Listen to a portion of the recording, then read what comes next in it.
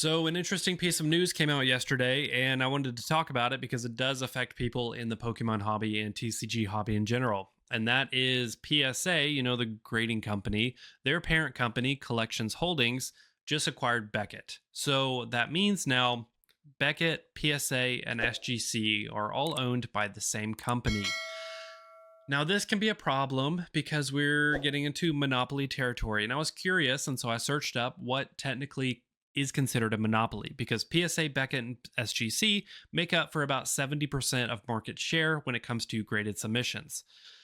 And while I looked it up, and while technically 100% market share is a monopoly, some lawmakers consider 70% and above, which, ding, ding, ding, is now Collections Holdings. So I think we're getting into risky territory. Now, they did say that they want to keep the businesses separate. PSA will still be PSA, Beckett will still be Beckett, but they said the same thing about SGC. And for those not familiar, Collections Holdings acquired SGC a couple years ago, and they said, oh, it'll remain two separate things. Well, they slowly choked out SGC over time. Less submissions came in, lower quality came out. And so over time, SGC is kind of just treading water. It's not out of business, but it's in very dire circumstances of not being the grading company it used to be. And so could this be a situation of limited competition for PSA where they're saying Beckett is still going to be Beckett, but in reality, they're going to reduce quality and eventually choke out Beckett from the inside? Because those of y'all who are not familiar, Beckett has a coveted black label, and this is like the standard 1 through 10 with all grading companies, but Beckett has something a step further, and that is a black label. So you can get a 10, but if you have the ultimate like pristine of pristine cards, you get a black label. And these usually go for like 4 or 5 times more than a PSA 10. So it's got a hefty premium. And that is one of the major reasons people use Beckett. Now, Beckett as a whole this year has kind of gone down 20% month over month. Ever since June, they've seen a decline in submissions. And so it's no surprise that they would accept this acquisition, that this merger would happen, because they're probably struggling financially. And for this year in this market, for a grading company to be going down, that's really saying something. And I think it ties back to Beckett's tough grading criteria. It's harder to get 10s than it is PSA.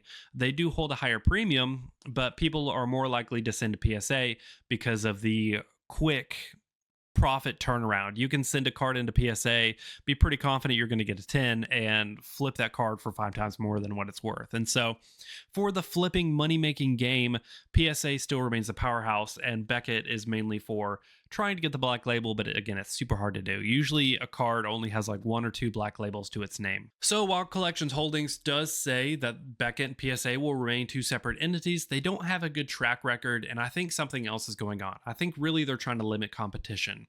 And also, PSA has a lot of business partners. You see a lot of local card stores, a lot of major card stores have partnerships with PSA where you can send cards directly in, and it's just kind of a easier system to get more PSA cards on the market. They also have a partnership with eBay with PSA Vault. Now, PSA doesn't directly sell cards that they grade, but they are the consigner. So if you grade a card, you can sell it through PSA, not to PSA.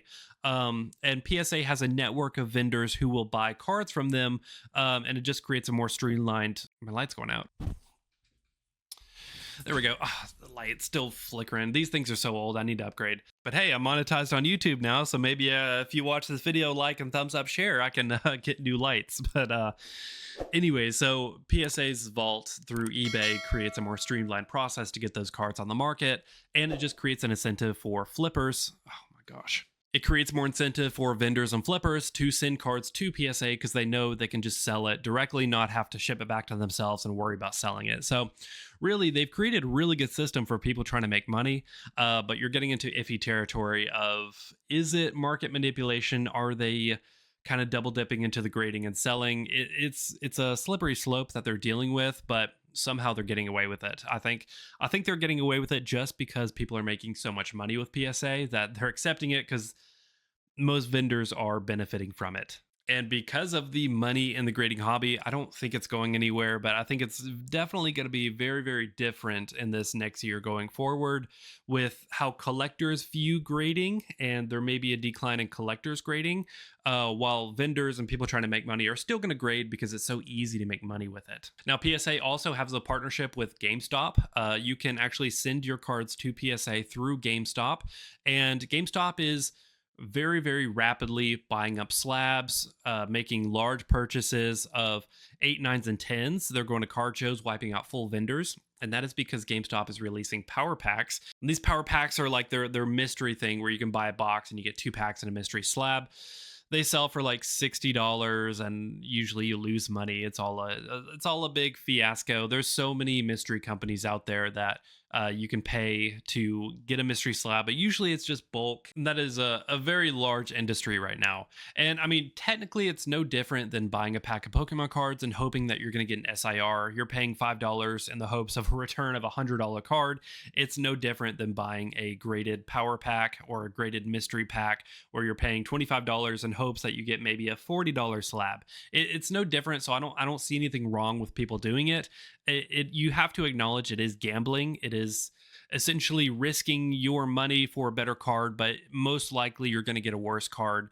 But those who gamble with Pokemon packs, it's really no different. So I don't have a problem with it as long as people acknowledge it is gambling and they're careful and smart with their money. But with those power packs, now that Collections Holdings owns Beckett, are we going to start seeing Beckett tins, Beckett black labels in the GameStop power packs, and they're going to fetch a higher premium? So now they can sell a $100 power pack, but you could potentially get a black label. Honestly, I think this merger is a smart way because I don't think PSA could come out with a black label now that they're so established. Because if they create a black label now, that would kind of invalidate all other tins that they've created in the past.